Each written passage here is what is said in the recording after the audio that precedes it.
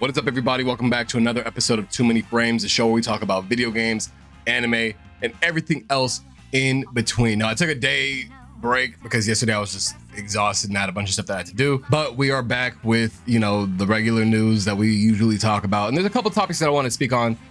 Firstly, we could talk about probably one of the biggest news pieces that came out since the last show, the Donkey Kong Bonanza Direct. I'm just going to kind of go over a little bit of what we saw. Essentially, this game looks like game of the year. I don't know. Like, I look at this game and I'm just like, I just want to get my hands on it. Like, genuinely, like I'm going to get a 4K TV just to play on there. Because when I was playing it at the Nintendo live events, when they had the Switch 2 being playable, like it looks fantastic, but I know I can't get that on my regular TV. So I'm going to make sure I get like a 4K TV to play it in its full glory. Now, the thing is with this game, I was excited for it. I still am, trust. But the game seems to have like some sort of weird like timeline shenanigans going on. I don't know what is happening with the game. Like, they say that Pauline is a child in this game, and we all know that her most recent appearance was in Mario Kart World as a full-grown adult with all the other characters. So I'm wondering if this is a prequel, but if it's a prequel, how is Donkey Kong still like so old? Also, there's so many other weird things that don't really make sense when it comes to the lore of Donkey Kong and Mario. So we're just gonna have to see, I guess, but I'm really excited for this game. I really think that, in regards to like what game should have been launched on the Switch 2, a lot of people are saying that Donkey Kong should have been there. I agree, but I think from a business standpoint, it doesn't make sense like to have that one be the one that people have to wait for, because then that way people see that shit later on in July and they're like, damn, now I want to buy a console in July also, rather than just what's there for launch and that's it. Other than that, though, there's a whole bunch of other things in the showcase that they showed off. They had like customizable outfits for Donkey Kong and Pauline, co-op mode. They had a random ass 3D fucking chiseler, whatever. You could like make like sculptures and shit. And then also, of course, Diddy's back. Oh my God, Diddy is back. Diddy Kong was there with Dixie Kong, and I'm very, very excited. Also, I noticed because I like watching other people's reactions and shit. I need y'all to stop saying that Diddy is Donkey Kong's son. That has never been the case. That's his little buddy. Like, they're friends. They're all Kongs. That is not his son. I need y'all to stop. That is a literal chimpanzee. Well, no. That's a literal monkey. Donkey Kong's a fucking gorilla. Like, we gotta start using our noggins a little bit. But anyways, with that being the case, I'm very excited for this game, and for the most part, I think a majority of the Switch 2 player base is also excited. This might be like one of the games of the year for this year. Moving onwards, we just got an announcement this morning that Drag X Drive is going to be getting released like in August. And also it's going to be $20, which is good. Because I was saying this when I was, I'm pretty sure I said this on my review. I don't know if I ever did or not. But when I was playing the game, it was fun, but I don't think that it was worth more than $30. And I'm glad that it's less than $30, but it still looks like there's no like interesting mechanics that they haven't like shown off already, which is probably why it's like set to 20. Like if they wanted to add like free DLC later on, that'd be cool, but it doesn't look very like interesting for the most part in regards to like IP. Like it looks like a, like tech demo game that they wanted to put out just to kind of have it out there, which I get why they would do that, but it doesn't really make me want to be like, damn, I can't wait to see the future of Drag X Drive. I want to see Drag X Drive 2. Like, we're probably not going to see that, but it looks fun though. I'm excited. I kind of want to play it. More games on my Switch 2 that I can play, the better. So I'll probably play it for a stream when it does come out in August. Now, besides those games, I do want to talk about something a little bit more serious that has had multiple updates since the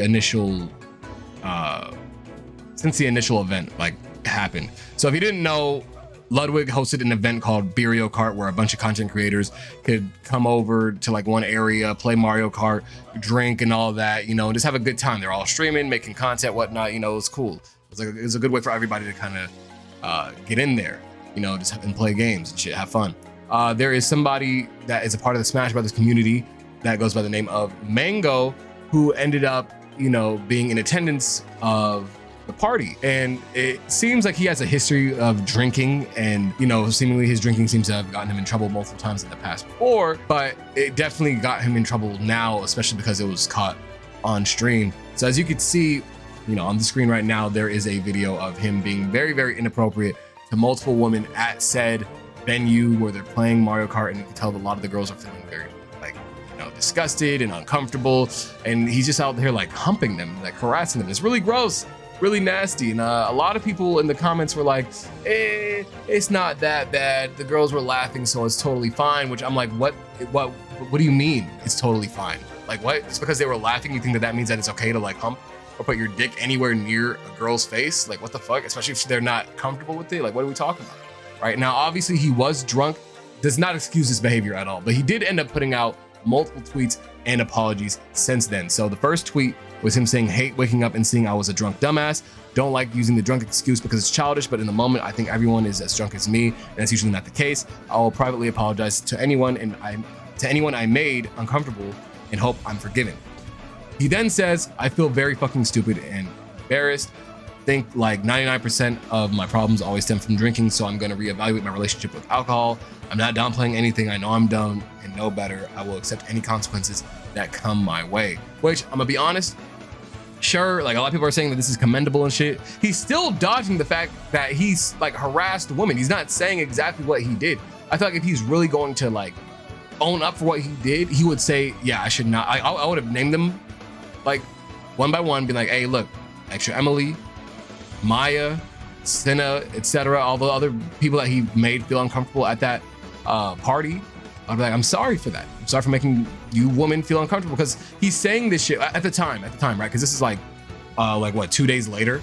At the time he's saying this, his fans are probably not gonna look that deep into it for the most part. Or if they do look any more into it, they're gonna find excuses and make excuses for him, right? So after that, he makes another one a day later saying, couldn't sleep, felt like I had let so many people down, talked to a few friends, and just realized I have a problem. Everyone has coddled me for so long and kind of looked the other way when it came to my drinking. Don't want anyone to feel bad for me / defend me. Sorry to everyone I've let down or hurt. I know it just looks like I'm trying to save face, but I genuinely feel so awful about it. All I've done is reflect on my life and realize I'm a broken human. I will try and redeem myself over time, as I always do. Gonna stop drinking immediately and get it back together. Sorry that I'm a fuck up, but I will and can be better. Which, I mean, a lot of tweets, I'm not gonna lie, a lot of apologies, which, I mean, like, shit, cool, I guess. Like, I'm glad that he is apologizing and shit, but it doesn't feel like he really was saying it out of like necessity. It felt like he just kind of said it because, you know, he was more than likely gonna lose like a lot of sponsorships, a lot of like subs and shit. Which there was an eventual statement that came from Cloud9, the people that sponsored him, and the team that he was a part of. They said, we are aware of the recent incident involving Joseph Mang0 Marquez and fully acknowledge the concerns raised by our community and partners. Following an internal evaluation, we have made the decision to release Mang0 from Cloud9. Regardless of tenure or accomplishments, the behavior demonstrated is entirely unacceptable and directly conflicts with our organization's core values. We maintain a zero tolerance stance regarding harassment or any other form of inappropriate conduct.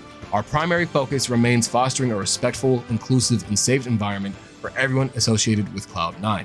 We will continue to collaborate closely with our talent partners and community to uphold and reinforce these standards. We wish Mang0 the best in his future endeavors. Now, with that being the case, he did end up responding to that, and it did kind of feel kind of weird to me with what he said. He said, C9 dropping me, probably getting banned from tourneys. Fucking shit, man. No one to blame but myself, man. Never thought I could hit this low. Probably won't hear from me for a while. I'm sorry, everyone. Wish I was better. I had it all, and I fucking tossed it into the trash can. Now, look, I'm not gonna lie to you. Obviously, being like one bad night. Nah, I don't care. Actually, I don't care. Dude, if you're being that weird, like, you should know better. Like, usually when you're drunk, you're more yourself, right? Like you are looser. You do crazier things, I guess, technically, but for the most part, you're doing what you yourself might have done in that situation. Like that was all him, right?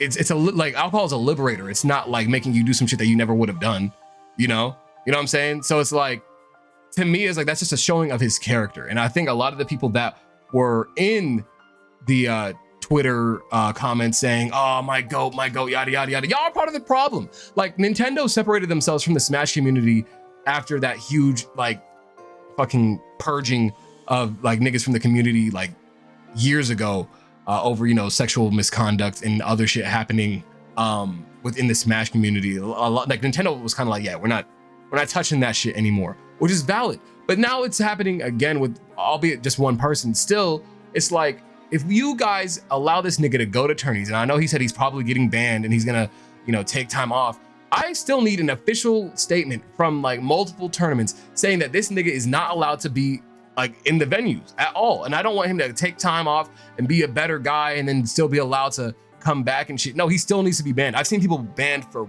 much less. Much less. Like, we literally have this shit on camera, like literally on camera, of him harassing people. He got dropped by his fucking sponsor and shit. Like, at that point, if you're not banning him, you're basically saying that you guys are okay with niggas being weird to women or just people in general and harassing them sexually and shit. Like you, if the ball's in your guys' court, if y'all don't ban this nigga, you're weird. That's all I'm gonna say. You're weird. All right. In other news, we are going to be getting 2 presentations on June 26th. The first one being at 3 p.m. PST for Capcom, 40-minute presentation showing a bunch of games like Pragmata, Monster Hunter Wilds, Street Fighter 6, and Resident Evil 9. And then we're going to be getting an Arc System Works showcase for June 26th, also at 6 p.m., showcasing new titles, a new project that Daisuke Ishiwatari is working on, and a new title that they're developing. My bad, I meant to say current titles that they're working on. So we're more than likely going to see some Marvel Tokan Fighting Souls. We might see Lucy in Guilty Gear Strive. A lot of people are making a lot of predictions about, you know, what we could see at this Arc Systems Presents or showcase, whatever.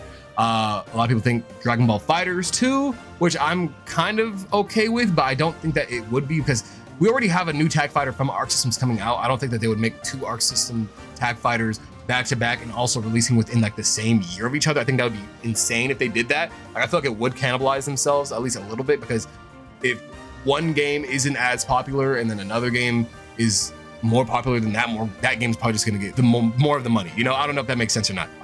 But yeah, with that being the case, I'm very excited to see what they will show. I know there was like leaks about a Nintendo exclusive fighting game coming from Arc Systems, and I don't know if it would be shown here, mainly because of the fact that Nintendo usually likes to show whatever collaborative works that they have on their own Nintendo Directs and stuff, and we still have not had a Nintendo Direct yet. And I feel like if they were going to show some shit off, the latest it could be at is like tomorrow. But since we've gotten so much news from like the Nintendo Today app recently, I don't think we're getting a direct anytime soon from Nintendo. So there could be a plan for them to just have Arc Systems just showcase their game, but I really don't know what it would even be. Like, I don't think it would be a Smash Brothers in the Arc System gameplay and art style. Don't think it would be that. I don't think that it would be something like along the lines of like a singular IP like Pokemon or Legend of Zelda, or even Mario, like a Mario fighting game. Although a Mario fighting game like specifically would be very, very funny. So if they did do some shit like that, I would be down for it, because I think that's like the only Mario themed thing that's like Mario exclusive that doesn't exist. Like, there's not been a Mario like 2D fighting game yet. So I think that would actually be really funny. I know you might want to count like Smash Brothers, but it's not like a traditional fighting game for Mario. So I think that would be cool. But I don't think we're gonna get a Mario fighting game anytime soon. I do wonder what they're gonna show off. I do think that Arc System making more titles and getting showcased here kind of tells me that it might be something similar to like BlazBlue, even though I don't think it is gonna be BlazBlue, because I'm pretty sure the guy that made it got kicked out like a while ago. But we'll just have to see. Who knows? But for the most part, that's gonna be it for today's show. I was gonna talk more about the Capcom stuff, but we pretty much already know what is gonna be there, like game wise. I don't think they're gonna show us anything really different. I mean, I'm excited to see what they show for Resident Evil Requiem and what they show for Pragmata, but we already know like Street Fighter 6 has been out for a while. Monster Hunter Wilds has been out for a while also. So for me, I'm kind of just like, yeah, I mean, all right, I'm cool. You know, like I'm cool on what they're gonna show me. Like, I'm gonna try my best to have reactions for those go up probably the next day. I'm gonna be working at that time, so it won't be immediate. I'm gonna try my best to not get spoiled. You guys will know if I get spoiled or not on these presentations, but I'm very excited to see what they have to showcase for the stuff at the Capcom one, specifically Resident Evil 9. I'm really excited to see that. And then of course, the stuff that they show at the Arc System one, I will be there day one, but also probably like 5 hours later. It'll be reaction going up at that point. But with that being the case, I'll see you guys in the next episode. Peace out and have a good day.